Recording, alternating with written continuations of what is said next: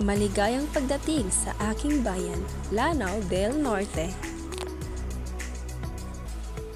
Ang Lanao del Norte ay isang lugar na mayaman sa kultura, kasaysayan at natural na kagandahan. Ito ay isang lugar na dapat bisitahin at tuklasin. Aking ipapakita sa inyo ang kultura na hindi lang nababahagi sa Lanao del Norte kundi pati na rin sa ating bansa.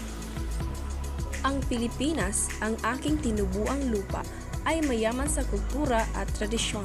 Sa iba't ibang rehiyon at lalawigan, mayroong iba't ibang mga kasuotan, pagkain at mga gawi na nagpapakita sa ating pagkakaisa at pagmamahal sa ating kultura. Kaya gusto kong ipakilala sa inyo ang isa sa mga bahagi ng aking kultura, ang Barot Saya.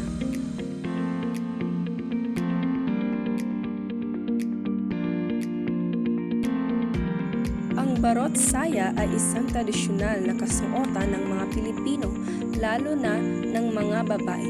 Ito ay binubuo ng dalawang bahagi, ang baro na ang itaas na bahagi at ang saya na ang ibabang bahagi.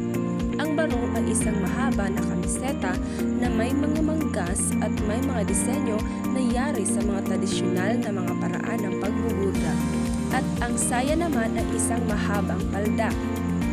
Bilang bahagi ng kultura ng Pilipinas, ang Barot Saya ay isang simbolo ng pagiging Pilipino at ng ating mga tradisyon.